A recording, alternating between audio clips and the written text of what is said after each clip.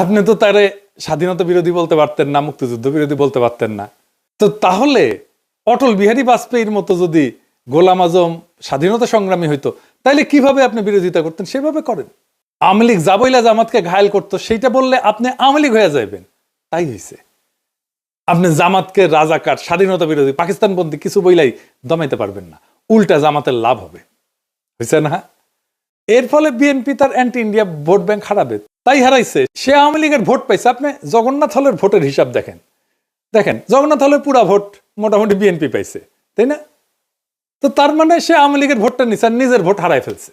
আর জামাত কি করছে? যে anti India vote bank intact রেখে সেকুলার ভোট টানার কৌশল নিতে পারছে।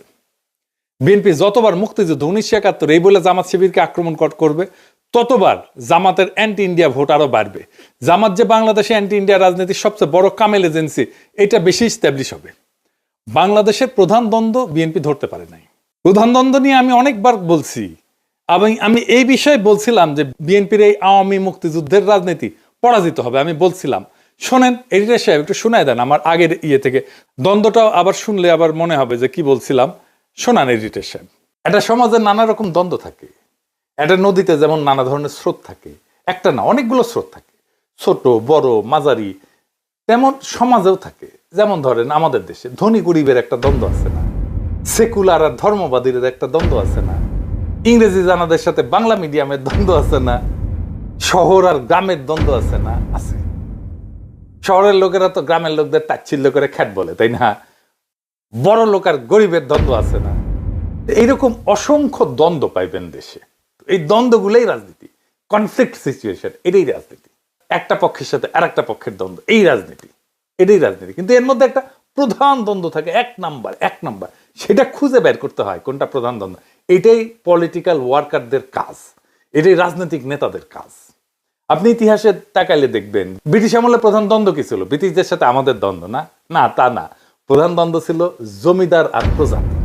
অসংখ্য কৃষক বিদ্রোহ হয়েছে, এর ফলশ্রুতিতে পাকিস্তানের জন্ম হয়েছে। ভারতের স্বাধীনতা আন্দোলন আর পাকিস্তান সৃষ্টি এক না, দুইটা আলাদা দ্বন্দ্বের ফল। পাকিস্তান আমলে দ্বন্দ্ব কি ছিল? বাঙালি আর অবাঙালিদের, তাই না?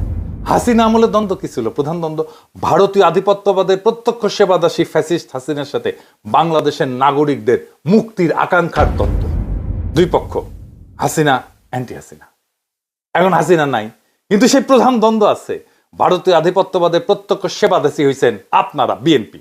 এখন আপনাদের সাথে বাংলাদেশের নাগরিকদের মুক্তির আকাঙ্ক্ষার দ্বন্দ্ব শুরু হয়েছে। এই লড়াইয়ে আপনারা পরাজিত হইবেন, অবশ্যই হইবেন। এটাই ইতিহাসের শিক্ষা। আজ হোক কাল হোক পরাজিত হইবেন। ইন্ডিয়ান সালসা খাইয়া যারাই বাংলাদেশের রাজনীতি করতে আসবে ধ্বংস হইয়া যাবে। যেই আসুক, যত বড় দল আসুক, মাথাতে রেখেন কামে দিবে। যত কৌশল নেন আমাদের বিরুদ্ধে, কোনোটাই কোনো কাজে দিবে না, কোনো কাজে দিবে না। তো বলছিলাম, যত কৌশলই নেন না কেন কোনোটাই কাজে দিবে না। কাজে দেয় নাই। ভারতীয় বয়ান জয় বাংলা হয়ে গেছে। ইন্ডিয়া যে হারছে সেটা নিঝুম মজুমদারের আহাজারিতে শোনেন। ইলেকশনের আগে সে বাক্যধারী ছিল, সে বলছিল যে ওরাও হারবে আপনারাও হারবেন, মানে বিএনপি করছে আর কি। শুনেন, শুধু আপনার বিবেচনার উপর একটু ছেড়ে দেই। Now it is your call, it's your take. সিদ্ধান্ত আপনার। কালকে নির্বাচন, প্রশ্নের জবাবটা আপনারাই দিয়ে দেন। যদি জামাত শিবির নির্বাচিত হয়, হেরে গেছি আপনারাও আমরাও সম্মিলিতভাবে। প্লিজ হেরে যায়েন না। তো বিএনপি কেন এইভাবে দুর্বল হয়ে গেল? হাসিনা বিরোধী লড়াইয়ে হাসিনার ন্যারেটিভ ভাঙায় বিএনপির কোনো ভূমিকা ছিল না। আর কালেকটিভ লড়াইয়ে বিএনপির সংখ্যা ছাড়া কোনো ইন্টেলেকচুয়াল ইনপুট ছিল না। এটা সত্য। এটা বিএনপির পছন্দ হবে না, কিন্তু যাই হোক এটা সত্য। এটা বিএনপি বুঝতে পারেনি, নিজেও বুঝতে পারেনি, জনগণও বুঝতে পারেনি যে বিএনপির ইন্টেলেকচুয়াল ইনপুট নাই। 5ই আগস্টের পর ক্রেডিট নেওয়ার পালা চলছে, কে কত বড় মাস্টার মাইন্ড তার হিসাব করছে। এই কাজগুলো আমরা করতাম, ন্যারেটিভ বিল্ডিং এটা আমরা করতাম। এবং বিএনপি যখন থেকে আমাদের কাছ থেকে দূরে সরে গেছে, হিসাব করে দেখেন, তখনই বিএনপি দিগ্ভ্রান্ত হয়েছে আর জনসমর্থন কমতে শুরু করছে।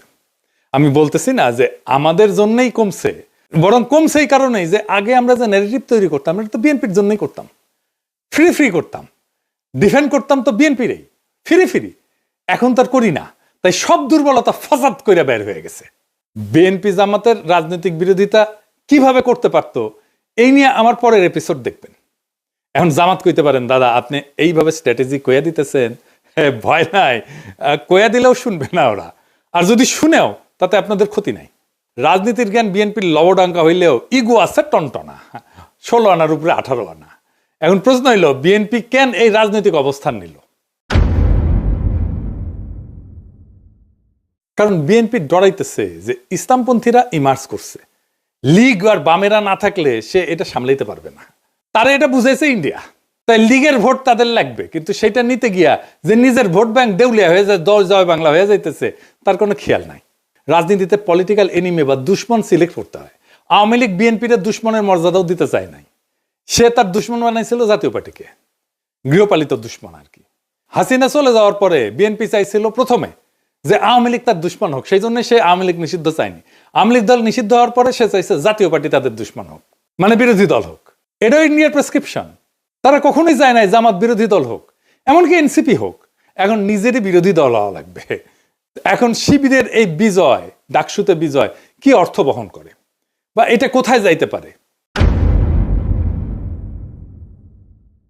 এই ডাকসুই আগামী সরকারের ছায়া, যদি সে রাজনৈতিক দল ক্ষমতায় যাওয়ার জন্য তৈরি থাকে। 1971 ঠিক আগে আগে তোফায়েল আহমেদ জিতছিল, আসম আব্দুর রব জিতছিল ছাত্রলীগ থেকে। তারপরেই আসছে 71-এ মুজিবের ক্ষমতা নেওয়া, 1990-এ আমানুল্লাহ আমার খোকনের জেতা, একই রকম। তাই এইবারে ডাকসুতে ছাত্র শিবিরের বিজয় এটাই বলতেছে আগামী জাতীয় নির্বাচনে বিএনপির বিজয় এখন অনিশ্চিত। এনসিপিও আর রাজনীতিতে জায়গা করে নিতে পারবে না। তবে ধরেন মুজাহিদুল ইসলাম সেলিমরাও জিতছিল ডাকসুতে, মাহমুদুর রহমান মান্নারাও জিতছিল, কিন্তু জাসদ বাসদ বা সিপিবি ক্ষমতায় গেছে, যায় নাই কেন? আর কখন এই ডাকসু আগামীর ক্ষমতার রাস্তা হয়ে ওঠে আর কখন হয় না, সেই হিসাবটা জানতে হবে। আপনি যদি এই বিজয়কে ক্ষমতা পর্যন্ত নিয়ে যেতে চান, প্রত্যেকটা পদক্ষেপ এখন হিসাব কইরা মাইপে ফেলতে হবে।